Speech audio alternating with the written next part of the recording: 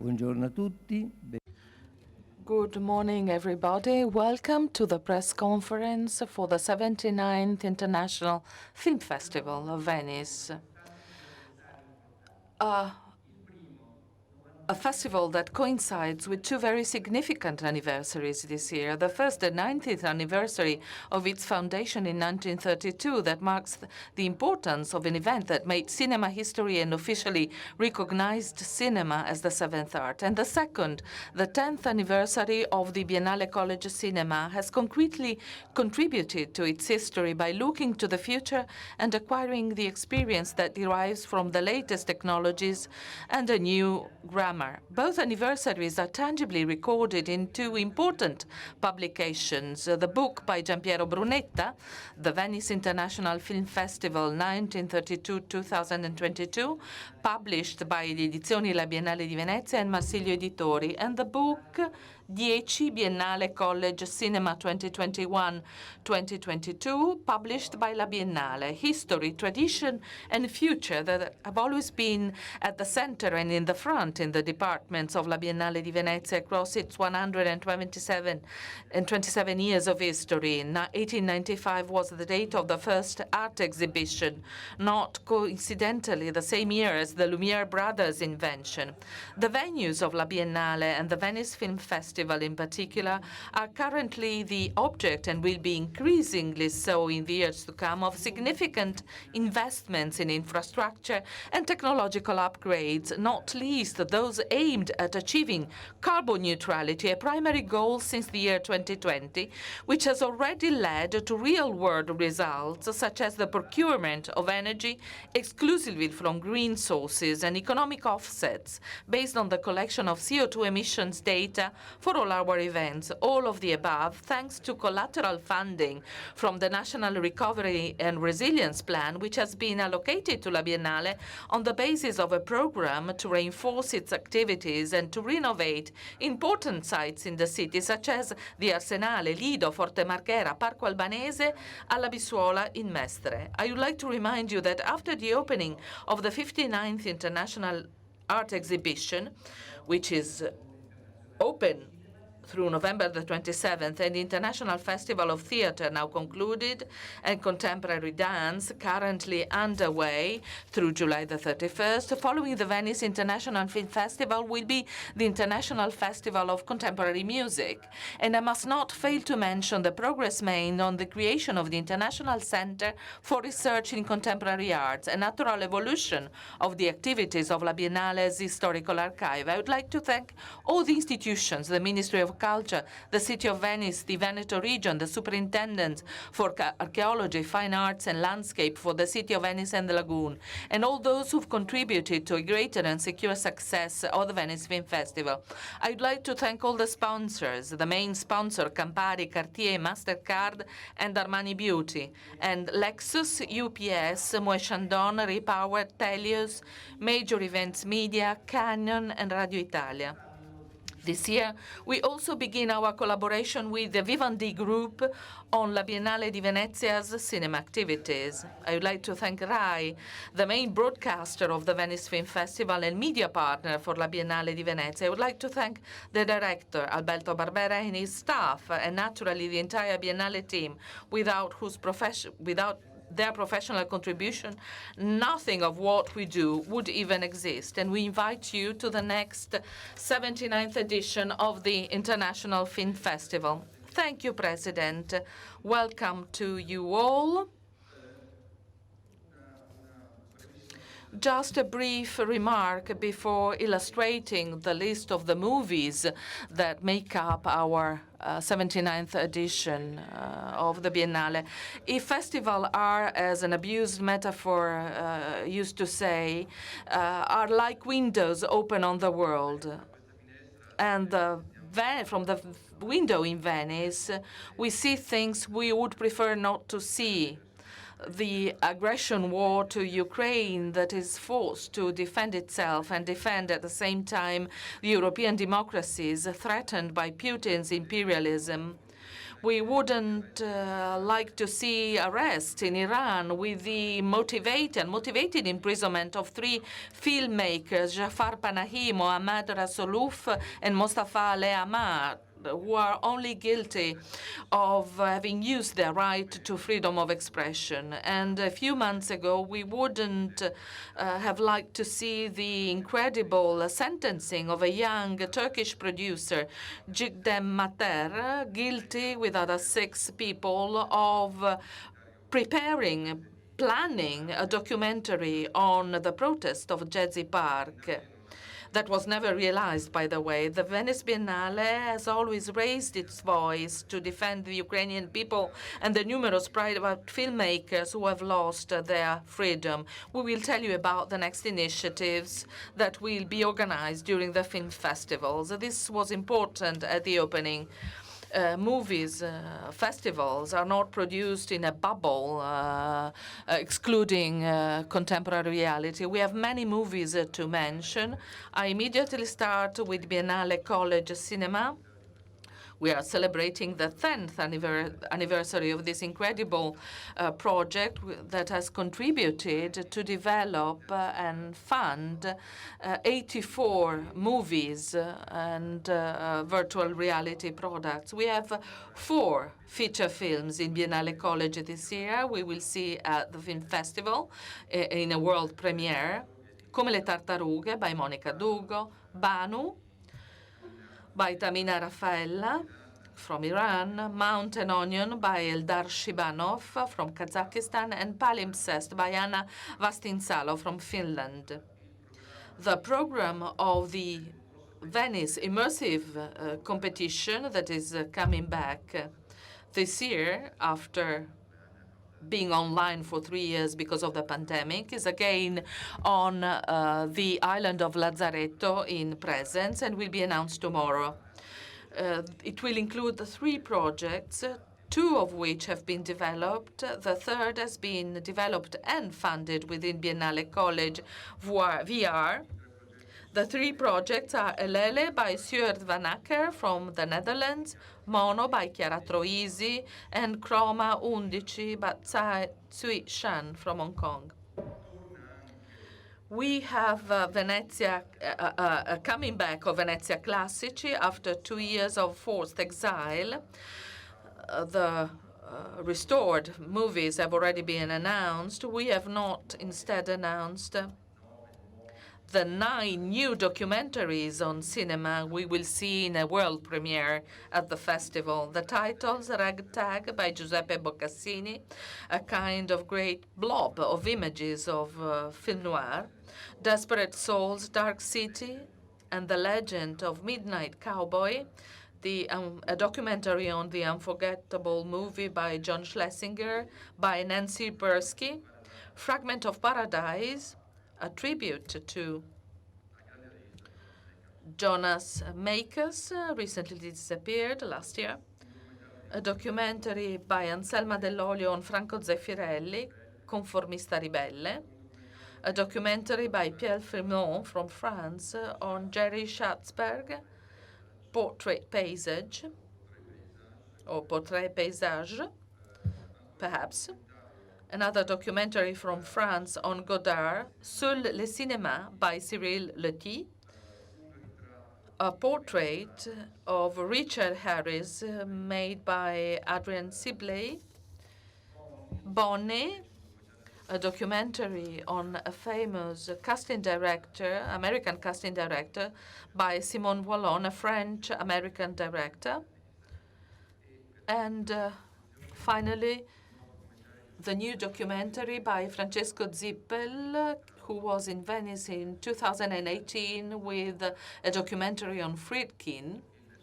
His movie is about Sergio Leone, the Italian who invented America.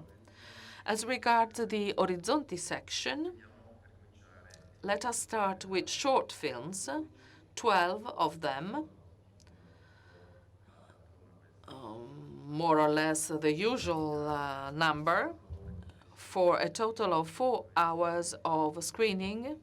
I'm not going to read all the titles. You will find them directly on the slide you see. Let us start with the Horizonte competition, 18 titles. The opening movie on the first day of the festival is Princess, the second work by Roberto de Paules, who was noticed with his debut movie at the Guzzone in Cannes in 2017. The title was Cuori Puri. This second work took more than 2 years to be realized. In close contact with the protagonist, a real Nigerian prostitute who is a great actress, by the way, and it is a story mixing fairy tale and drama, documentary and fiction, and is, I think, a confirmation of an uncommon talent. Victim, debut film, one of the many debut films we have in this selection in Venice. It comes from the Czech Republic, and the director is Michael Blasko. An important debut film staging the personal, ethical, and political conflict the protagonist has to face, who is surprised by the behavior of her son. I will not tell you much more about that on the background of important and topical issues like racism and European immigration into the European countries and the nationalistic feelings developing everywhere. From Spain, a debut film by a famous actor in Spain, Juan Diego Botto. The title is En los márgenes, in the fringe. It is a collective story, many stories in 24 hours with many protagonists. One of them is Penelope Cruz, who is in Venice with 2 movies this year. Among the other actors, we also have the director himself, Juan Diego Botto. Trenkelauken, an obscure title, is the name of a provincial city in near Buenos Aires, where this movie is located. It is a long movie, 4 hours, many stories, tales about stories, a swirl of narration that made me think of Bolaño, South American narration style. It is a difficult movie, but you feel caught in the end by this movie. We will screen the whole of the movie with a small interval, 20 minutes, between the first and the second part. Laura Citarella, the director, who is part of a group of independent directors in the world of Argentinian cinema, was in Venice with Biennale College a few years ago with her previous movie, La Mujer de los Perros. So it is an appreciated comeback with a more ambitious movie. Vera is the following movie by Tizza Covi and Rainer Frimmel, a couple working together. She was born in Bozen. He comes from Vienna. They are loved directors in the European festivals. They are for the first time in Venice with an Austrian movie that is dedicated to the daughter of Giuliano Gemma, Vera Gemma. It was totally shot in Rome. It is a real surprise. Innocence by Guy Davidi, the only documentary we have invited for the Horizonte section. It is intense and moving. It explores a theme that is very little discussed, the number of suicides among the young recruits in the Israeli army. It is the result of a long research work based on direct testimonies and repertoire material. From Chile, we have a movie, Blankita, by Fernando Guzzone, the third feature documentary, long documentary. the most promising director, one of the most promising directors in Chile. He was noticed for his Jesus in competition in San Sebastian in 2016. As his previous works, this movie shows the interest of the director for social themes. He talks about sexual abuse on young adolescents, defended by a priest who takes care of young people that are homeless and familyless. From France, Pour la France, some of you might remember Rachid Hami was in Venice 3 years ago with his beautiful debut film, out of competition, La Mélodie, a very promising movie. This second work is a confirmation of his talent. It tells the story of his family and of his brother, who was the victim of an initiation ritual that took place in the military academy of Saint-Cyr in France. From Japan, we have a comeback. Kei Ishikawa was in Horizonte with his debut film, an unusual thriller in 2016. This is a thriller as well. The investigation is somewhat strange and is carried out by a lawyer who is trying to explain a judicial case that is not so clear. From Poland, another debut film by Damian Kokul, Bread and Salt, Chleb I Sol. I do not speak Polish, unfortunately. He's one of the first debuting directors in Horizonte, 9 if you include Horizonte Extra. It is the summer of a group of young people coming back at the comeback of a promising piano player back to his village of origin. It mixes classical music, hip-hop, social frustration, sexual impulses, violence, xenophobia, and this feeling of looming tragedy. From Ukraine, we have Luxembourg by Antonio Likic. It is not a movie on the war. It is a comedy that makes reference to Emir Kusturica, who is mentioned often at the beginning of the movie. Behind the director, Antonio Likic, there is a producer we know very well, Valentin Vazianovic, who produced Atlantis and Reflection, both in Venice, in the Horizonte, and in competition last year. The first Italian movie, the third feature film by Pippo Mezzapesa, first time in Venice, Ti mangio il cuore, an ambitious movie shot in black and white with an important cast. Among the interpreters, we have Michele Placido, Mauro Pattanè, the protagonist. But above all, a debut for the singer Elodie, who is performing as an actress. She will certainly be a surprise. The story is a family fight in Apulia on the Gargano. Another debut movie from Romania by Mihai Mincan, all located on a cargo where a tragedy takes place with two illegal immigrants trying to reach Canada with a master of the cargo and a Philippine sailor who have some doubts about their Catholic faith. Autobiography is a debut film coming from Indonesia, a politically important movie. It is the first movie in that country that openly faces the tragic heritage of the dictatorship by Sukarno, a legacy that still has an impact on the political and social life in the country. From France, a movie with Isabelle Huppert as a protagonist, who is coming in the Horizonte section with great humility. She was a protagonist in the main competition many times. Jean-Paul Salomé is a director who was never in Venice before.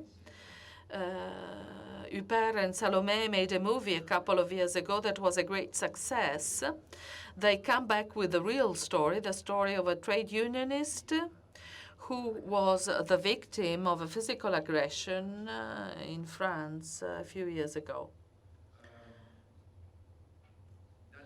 From Iran, we have one of the 4 Iranian movies in Venice this year. We received dozens of Iranian movies this year. We invited one of them in Horizonte, one in Horizonte Extra, and 2 of them in competition. World War III by Uman Sejedi is perhaps one of the most original stories. I will not tell you anything about it because there are continuous surprises that really will surprise the viewers. It is a metaphor for the social and political situation in Iran in these days. A film that is awaited with emotion is the new movie by Teona Mitevska. Her previous movie got an award in Berlin. Maybe you remember the title. It was God is a Woman, and her name is Petrunia. The title of her new movie is The Happiest Man in the World. I will not mention the original title. It is a production of Bosnia, although Teona comes from Macedonia. It faces the unresolved trauma of the siege of Sarajevo, through the story of a couple that is trying to reveal their hidden traumas. The final movie for Horizonte comes from Portugal, A Noiva, The Bride, by Sergio Trefaut. It is the first fiction movie facing the theme of the wives of the Sejedi soldier, widowed and facing an uncertain destiny after the defeat of the Islamic State. The film was shot in the Iraqi Kurdistan, and together with another Italian documentary, they face the same theme. Horizonte Extra, you will certainly remember that it was a new section last year, 9 movies in competition. The award is decided by the public, supported by Armani Beauty. The award is the result of the votes of the spectators. Last year, this section was extremely successful. We are proposing it again this year. The opening movie is L'origine du mal. It is again a comeback in Venice. Sébastien Marnier, the director, was in Venice in the Sconfini section in 2018 with La Ultima, The Last Hour. The protagonist of the movie, Laure Calamy, is a well-known actress. She won the Best Actress Award in the Horizonte section last year. The other movies for Horizonte Extra are Hanging Garden, a comeback again. Sorry, I am mixing up. Hanging Garden is the debut film. The director, Hamed Al-Daraji, had obtained an award in the final cut section in Venice in 2021. This is his debut film. It is facing a taboo subject for Arabic cinema, the sexuality of the adolescents, with an apocalyptic location, the dump for the waste of the American embassy in Baghdad. Amanda by Carolina Cavalli is a debut movie, a promising debut.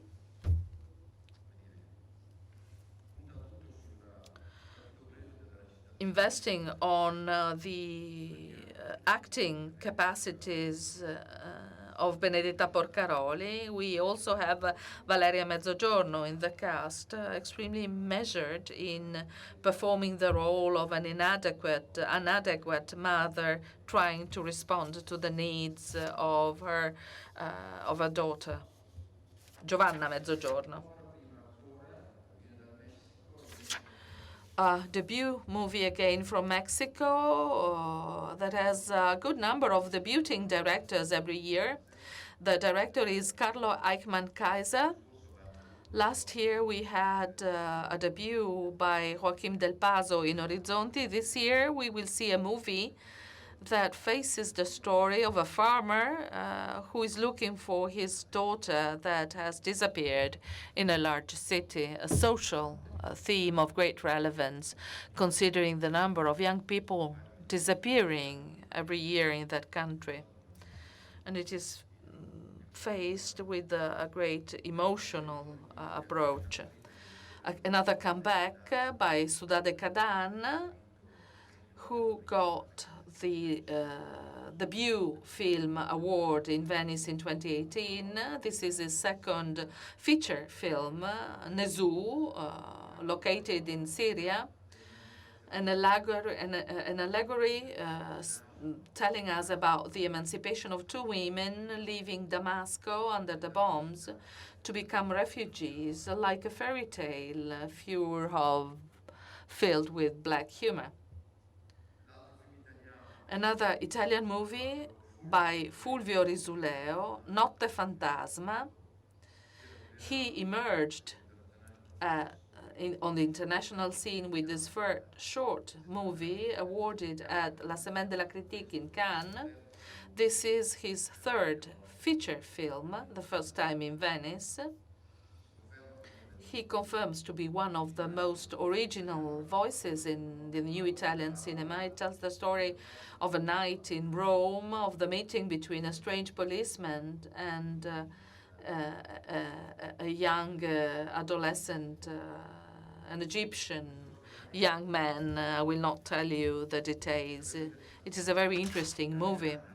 From Iran, we have the second Iranian movie in the selection, a debut film, a kind of genre movie evoking Alfred Hitchcock, but also facing social themes that are typical of contemporary Iranian cinema. A promising debut, I must say.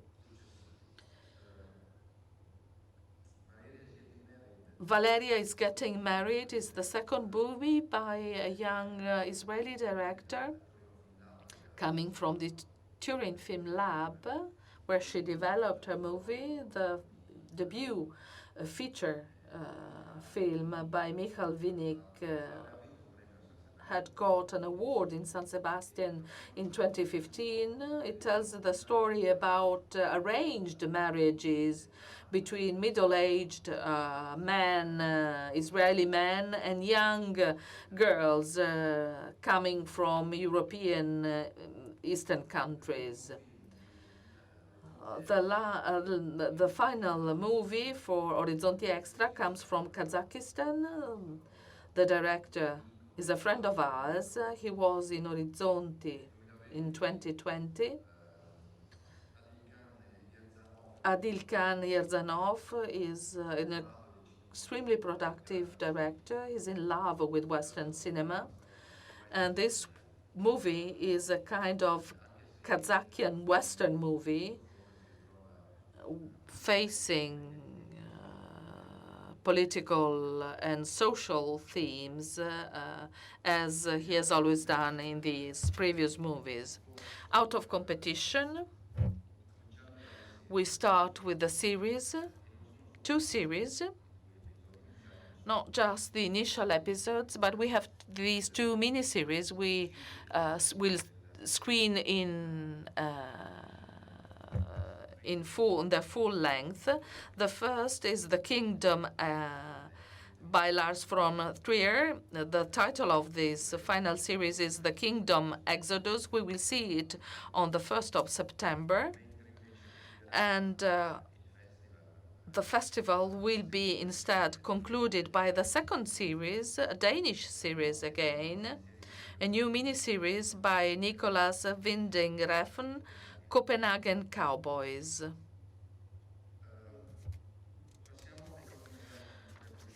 Out of competition short films, 4 of them, all of them extraordinary, one by Lucrezia Martel, 2 short movies by Stefano Massi, A Guerra Finita and In Quanto a Noi. The second short is produced by Emergency. The voice A Guerra Finita is produced by Emergency. 1 year after the disappearance of Gino Strada. In Quanto a Noi, instead, is the short film with the voice of Wim Wenders.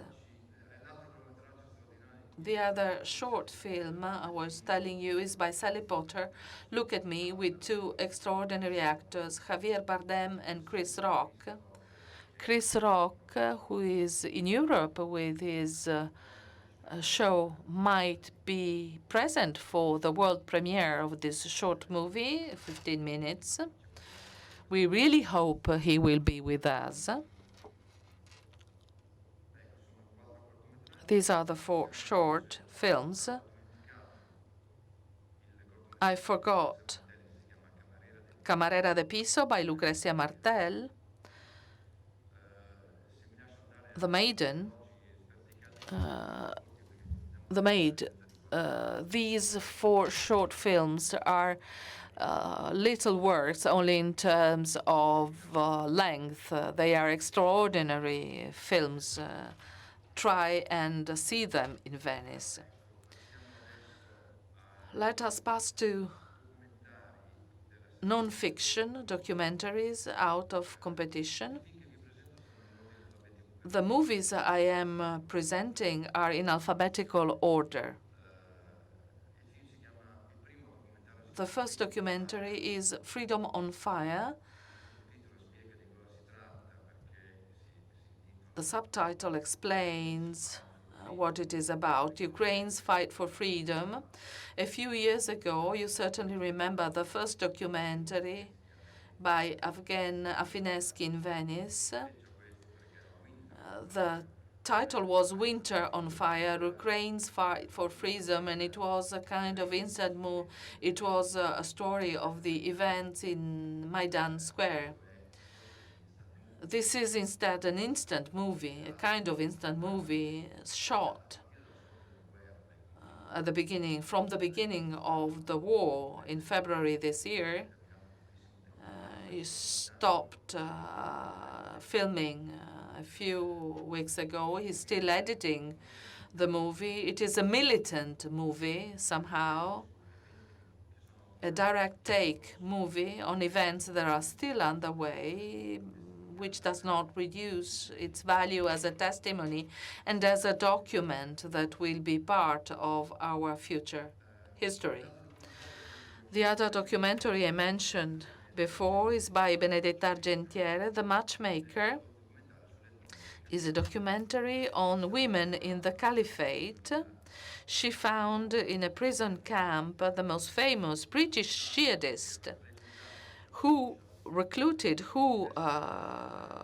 found many British Western women on the social networks to have them married with soldiers of ISIS. And the portrait we see of this woman is particularly disquieting. Gli ultimi giorni dell'umanità, a documentary by Enrico Ghezzi and Alessandro Gagliardo.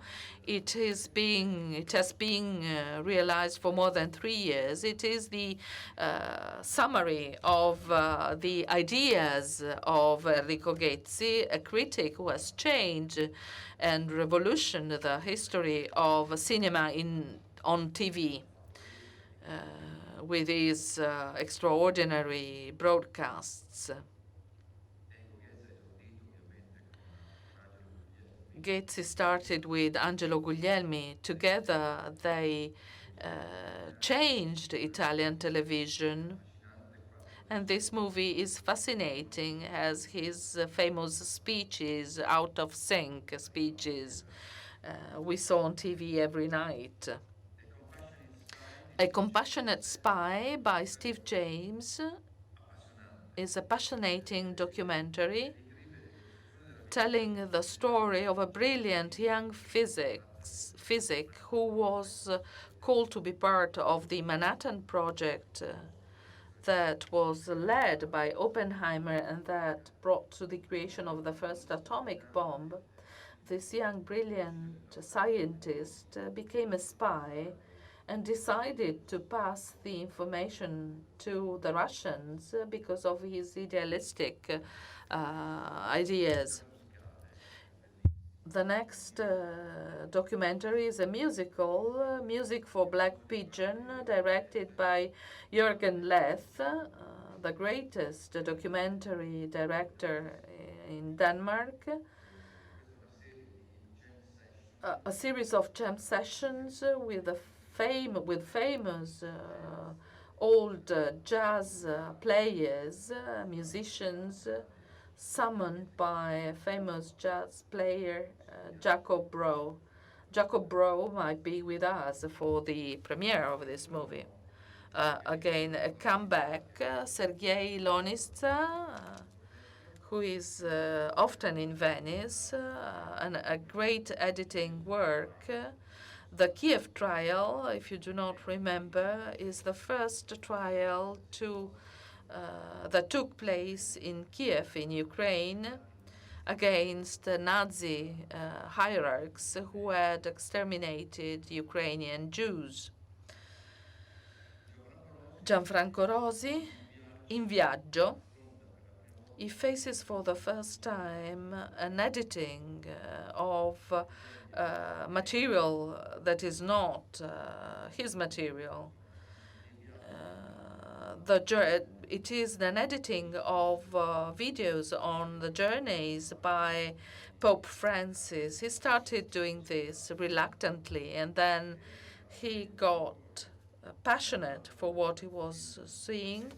The result is an extraordinary film, I think. It is just 70 minutes. It is an incredible piece of work with hundreds of hours of reports following the Pope around in his journeys around the world. If we thought we knew everything about the Pope Bergoglio, about his ideas, well, at the end of the movie, we will have to change our opinion, as I have changed mine. Bobby Wine, Ghetto President, is a great documentary. I didn't know who Bobby Wine is. We know very little about Uganda, that has a dictator that has been in power for more than 30 years, using violent methods to kill his political adversary. Bobby Wine was a rapper coming from a ghetto who became a candidate at the elections twice. The first time, the dictator tried to eliminate him physically, and the film is telling this incredible story. Bobby Wine will be in Venice to present the film. Bobby Wine is still a member of the opposition party in the Ugandan parliament, despite the fake election, the biased elections proceedings in Uganda. Nuclear is a documentary by Oliver Stone. It will certainly raise a number of discussions. His thesis will certainly stimulate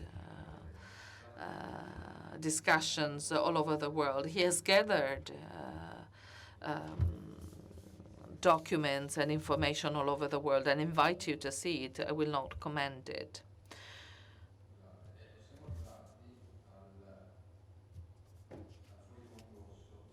Out of competition, fiction. The closing movie is The Hanging Sun by Francesco Carrozzini, Il Sole a Mezzanotte, an ambitious production by Sky with Matteo Rovere and Catleya. All together, they realized this international co-production with England, excellent actors, among whom Alessandro Borghi, Peter Mullan, Charles Dance, and Jessica Brown. It was shot in English in the north or Norway, and it is inspired by a thriller by John Nesbo. And then we have the new movie by Love Diaz, a comeback of Love Diaz, Golden Lion in Venice in 2016, and the award for the Best Director in Horizonte in 2018. The new movie is When the Waves Are Gone, 3 hours, which is shorter than usual, but a more important budget for the movie.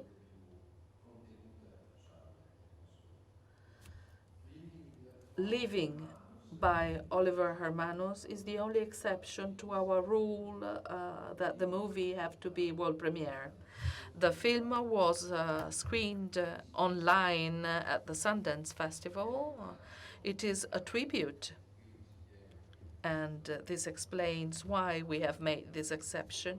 It is a tribute to one of our most important jury members, Kazuo Ishiguro, the Nobel Award for Literature, who has also written the script and is one of the producers of the movie, that is a remake of one of the masterpieces by Akira Kurosawa, Living.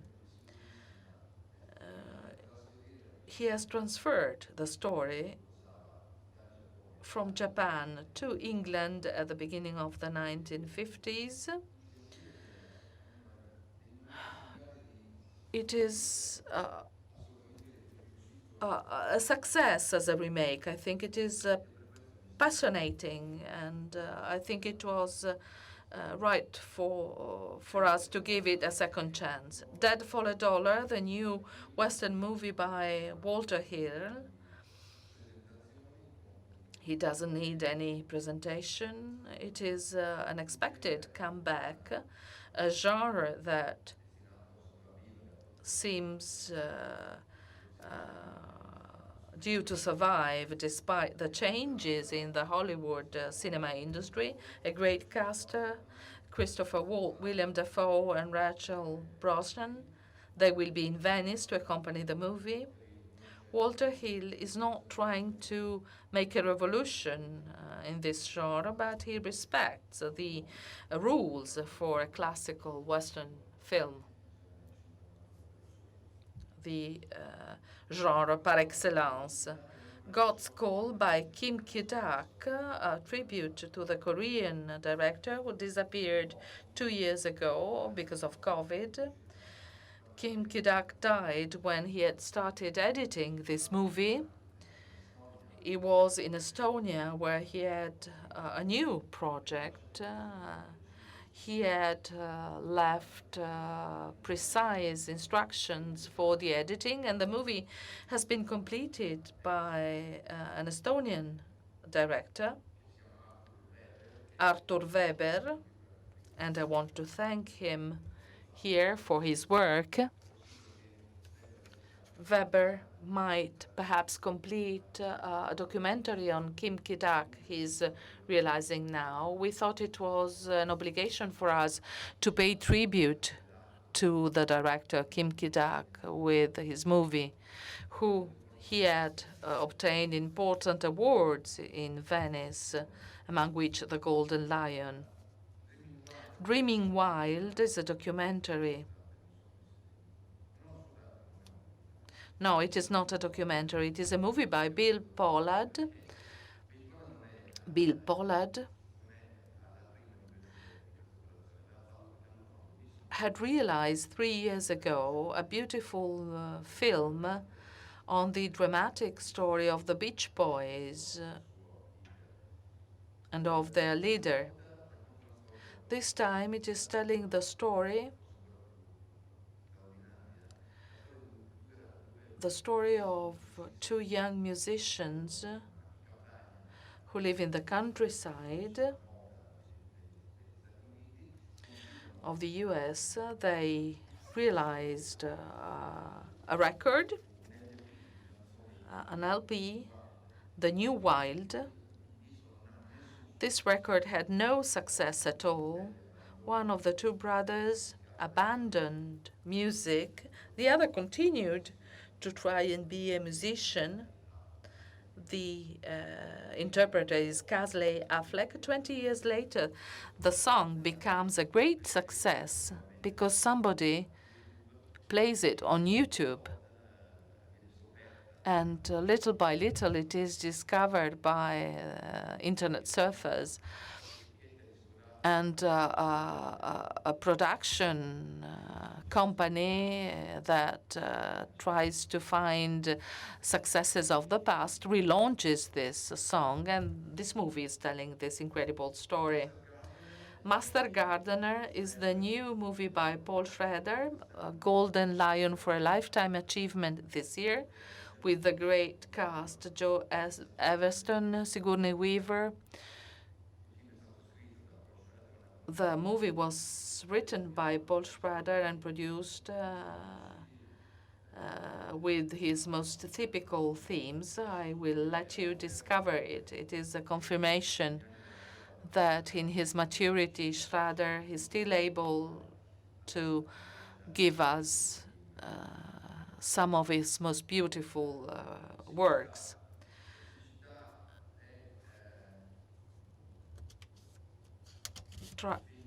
Drought by Paolo Virzì is a collective movie that is a prophetic movie. It might seem an instant movie because of the weather we are experiencing. It was instead thought and realized at the end of last year. It is a collective movie as we are used to with Paolo Virzì, many stories of many characters that never meet in the movie. Great cast: Silvio Orlando, Valerio Mastrandea, Monica Bellucci, Claudia Pandolfi, Sara Serraiocco, and others.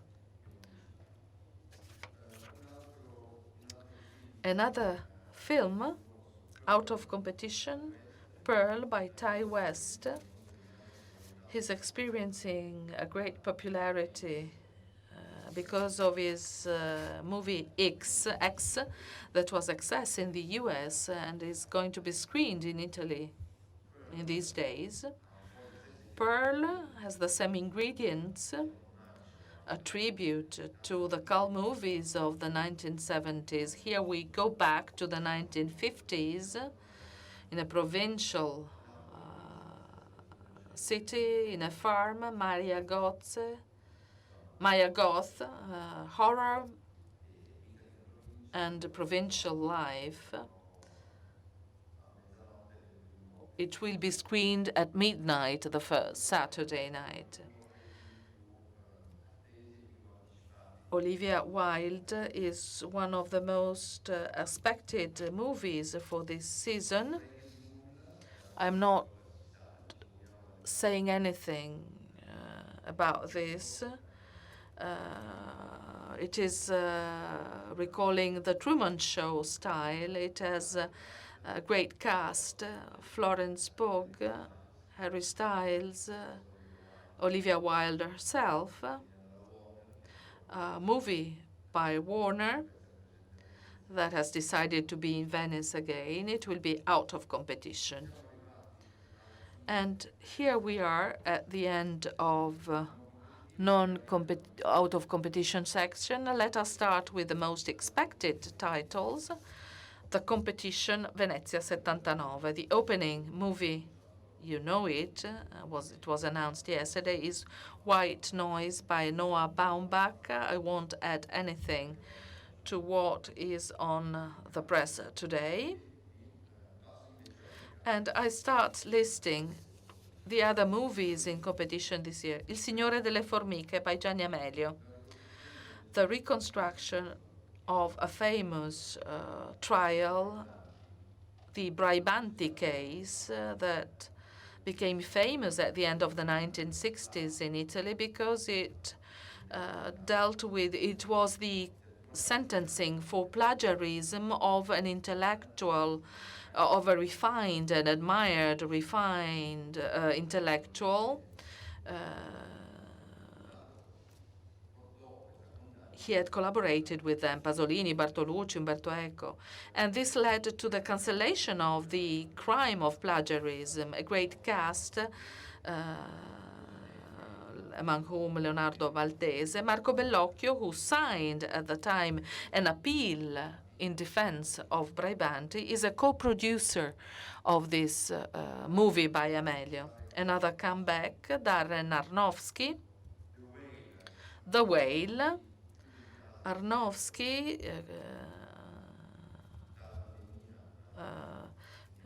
at home because of the pandemic, decided to shoot a movie. It is taken from a theater play. It takes place in a room of a flat, but you do not feel any claustrophobia. An extraordinary actor, Brendan Fraser, a fantastic story, a fascinating story, an appreciated comeback by Darren Aronofsky.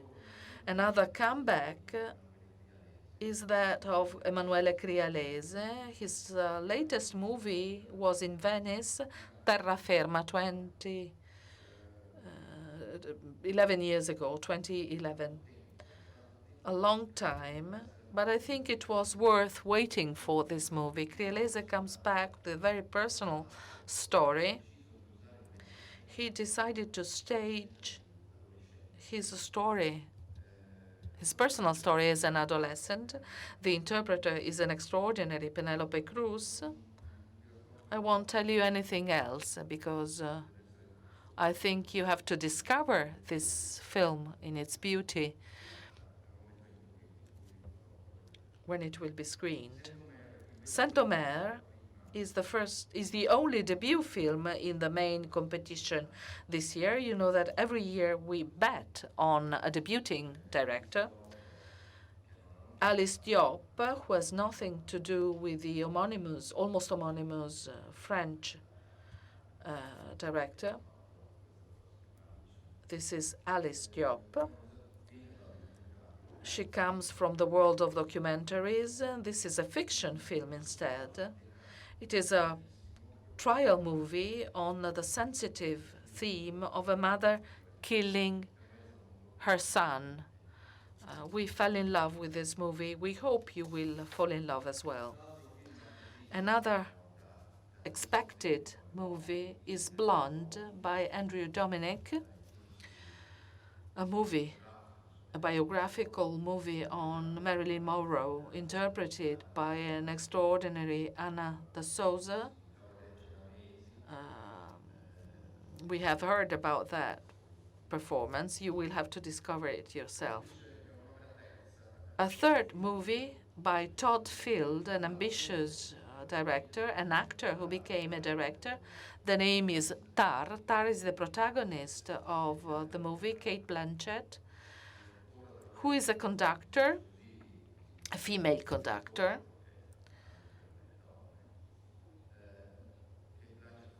She's doing everything in the movie. She talks about music with the competence of a musicologist. She falls in love with the first violin and then of a cellist. She faces, she conducts the orchestra. They say she really conducted the orchestra. There are many musical pieces in the movie. It is an unusual movie, an ambitious movie. I leave to you the surprise. Love Life by Koji Fukada. The director is well known in festivals. He is unknown to the largest public. I hope this is a chance for you to appreciate his value.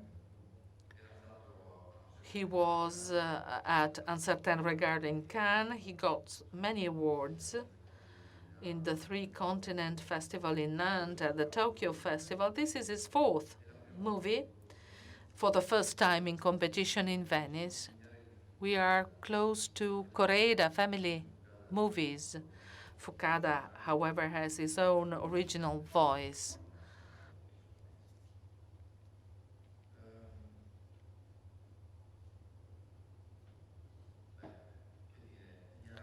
What may I say about Bardo by Alejandro Inarritu, Falsa Cronica de unas cuantas verdades, Bardo, False Chronicle of a Handful of Truths.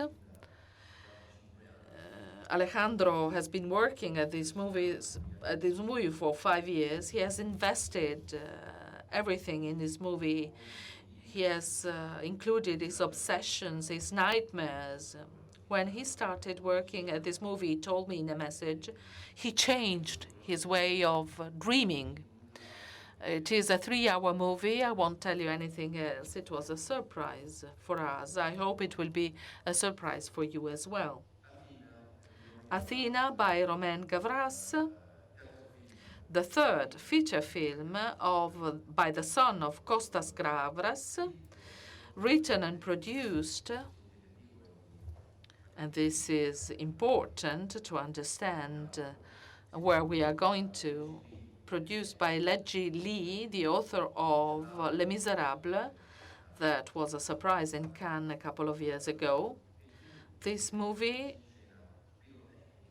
is the staging of a popular insurrection in a large dormitory neighborhood of the banlieue of a large French metropolis after the killing by the police of a young immigrant. And it is shot as a real war, as if in a video game, and exploiting all the tools the cinema can use, bones and all.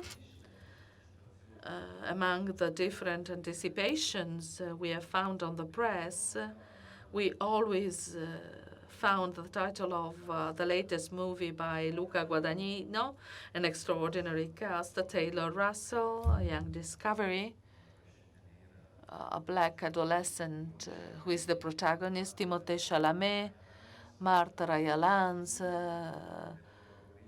Chloé Sevigny, and many others. Guadagnino is the most cosmopolitan Italian director. His latest movies were all shot abroad with an international cast in English. This is no exception. The production, however, is totally Italian. Lorenzo Mieli is the producer with The Apartment. It is shot in the American Middle East. It is a movie by a non-American that, however, is able to analyze in depth a little-known America, the poorest and marginalized America, the failure of the American dream. A genre movie somehow. It is a movie about cannibalism. I might tell you a lot, but I have to stop. The Eternal Daughter, the third movie by Johanna Hogg. She was in other festivals before. She became a reference author for the Anglo-Saxon culture. She was a member of the jury last year. She is back this year with this film, interpreted by a single actor, Tilda Swinton. Ghost movies, British style. A popular genre in the 1950s and 1960s. But we also find her usual themes, in particular the relations between the mother and the daughter.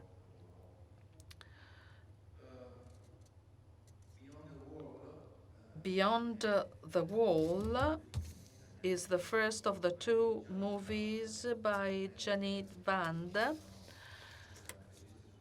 who is not unknown to the Venetian public. He won the award for the best director with his previous movie. This latest work of his is a metaphor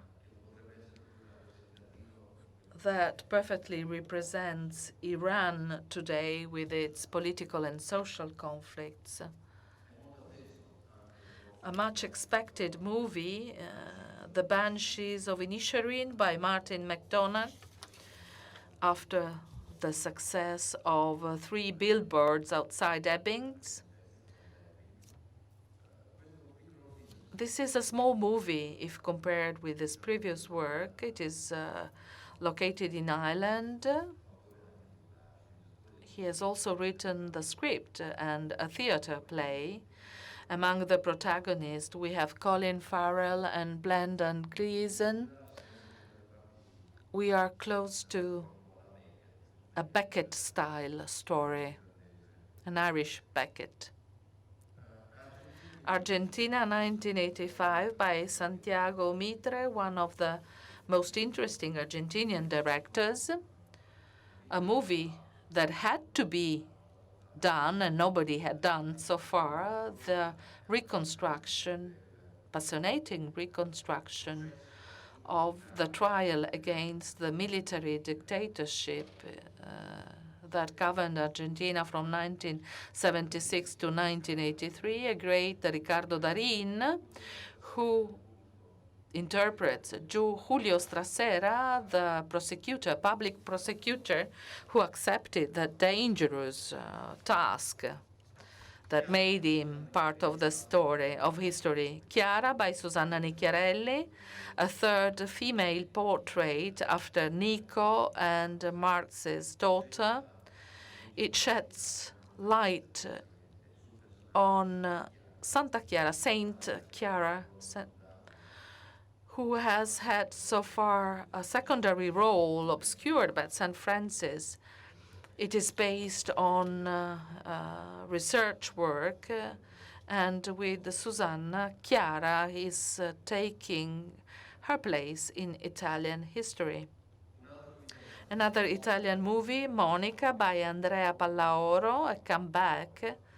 Palauro was in competition in Venice a few years ago with Anna. As with Guadagnino, it is an international, he is an international author.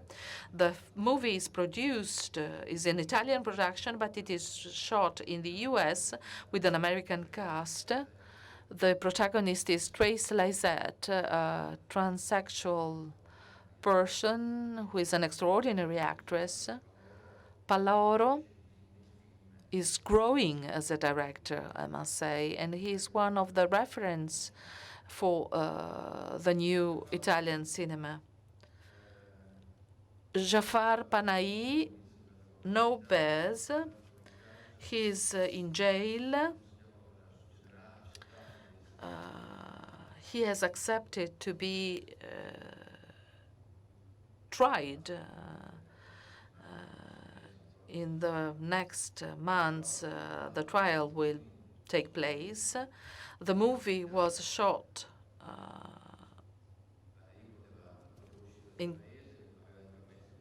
when he could not get out of his country. He was free to move inside the country.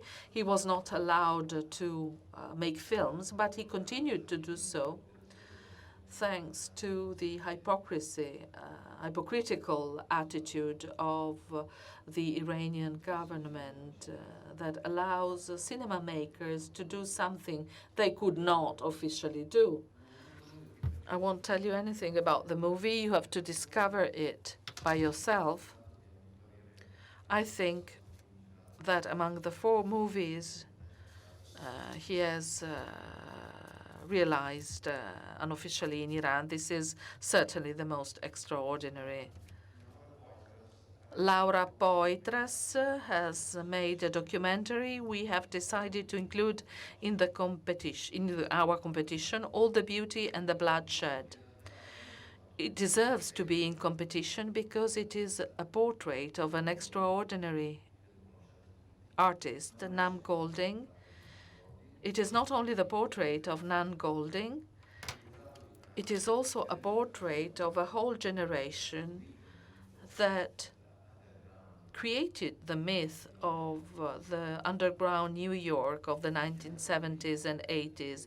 It is also a militant movie because it tells about the last years of Nan Golding, her fight against the Sackler family.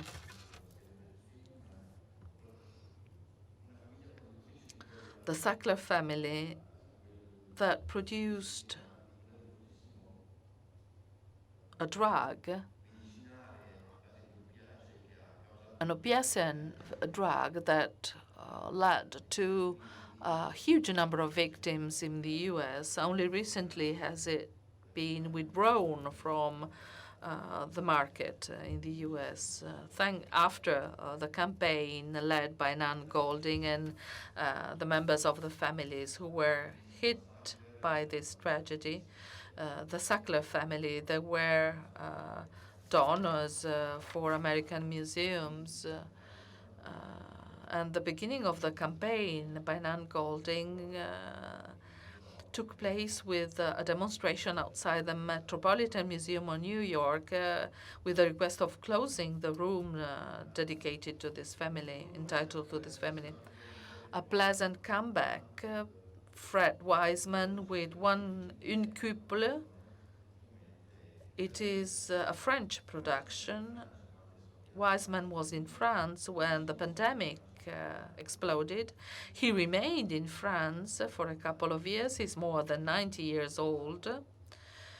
He remained there in Paris, but unable to remain idle. He made this movie. It is not a documentary. It is a fiction movie, very short movie, 65 minutes. It was written and realized with the support of a great actress, Nathalie Boutefeu, and it tells the story of the correspondence between Tolstoy and his wife, a portrait of this complex emotional relation. We discover the total modernity of that situation, thanks to the intensity of these extraordinary letters that are so little known and that we discover thanks to this work by Fred Wiseman. The Sun, another respected movie by Florian Zeller, who became famous a few years ago with his previous movie, The Father, that almost obtained an Oscar, an Academy Award. It is taken from a new theatrical work. The theme is the same, relationship between father and children, extraordinary cast, Hugh Jackman, Laura Dern, Vanessa Kirby, Anthony Hopkins, who has a short role, very significant role, however, and a very interesting young actor, Zen McGrath, the adolescent son in the movie, a debut that will certainly be noticed. Les Miennes, another French movie, one of the 5 French movies in competition. Rochdi Zem is not so well known abroad, but he's one of the most extraordinary French actors. He has worked with the best directors in France. He's also a director. This is the 3rd feature film for him. He tells a personal story about his brother and his family. What is special about this movie is that it is interpreted by actors with Maghreb origin. They are comic and ironic. And as our French friends tell us, it is the first French movie on a bourgeois Maghreb family, not depicting these people as marginated people. They are perfectly integrated in the French society. The final movie for our competition, another French movie by Rebecca Zlotowski, Les Enfants des Autres. She faces a personal story again.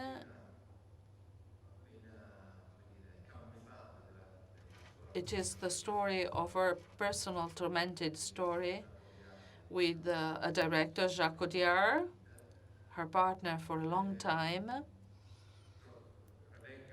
Rebecca gives to the movie a universal approach by portraying a woman that is fantastically interpreted by Virginie Efira. That is it. I hope I was not too long. My thanks, first of all, President Cicutto for the support and the defense he has granted to us, defense from possible pressures. I want to thank Andrea Del Mercato, general manager of the Biennale, without whom it would have been difficult to make up such a difficult jigsaw. I want to thank Deborah Rossi, who directs the Historic Archive of Contemporary Arts in Venice. I want to thank my assistant, Angela Savoldi. You know her better than me because she keeps contacts with the rest of the world. I want to thank my staff that has accompanied me in these months when we started the selection in November last year.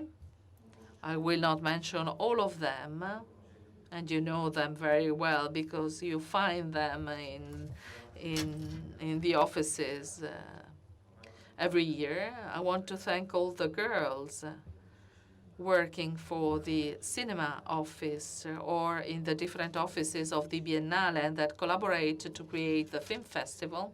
Without them, as President Cicutto has already said, this festival would not be realized. A special thank to Giulia Dagnolo Vallan, who is in New York, but who creates contacts with the American productions. Without her, everything would be more difficult. I want to thank Pascal Dio, who is in charge of the Venice Production Bridge, Sabina Nairotti, who chairs Biennale College Cinema. I want to thank Michel Rayac and Riz Lorzenthal, without whom we wouldn't have the Venice Immersive Competition. And a special thank to Alessandra Speciale for Final Cut in Venice, the special project to support North African movies. All these collaborators are special. I want to thank all of them. Also those I've not mentioned. And finally, my special gratitude to Paolo Lughi, who's not here today. He has a little problem he's solving, fortunately. He will be with us for the festival, who is the head of the press office. Thank you all for following us. See you on the 30th of August with the pre-opening, an extraordinary movie. We haven't announced it yet. We will do so in the next few days. Wait for our communication, for our press release. Thank you all.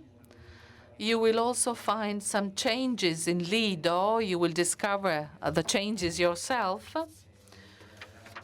This will mostly concern the press, the spaces, and the screening rooms. See you in Lido on the 30th if possible, if not on the 31st for the opening. Thank you all for listening, also to all those who are connected with us online. Thank you all for listening.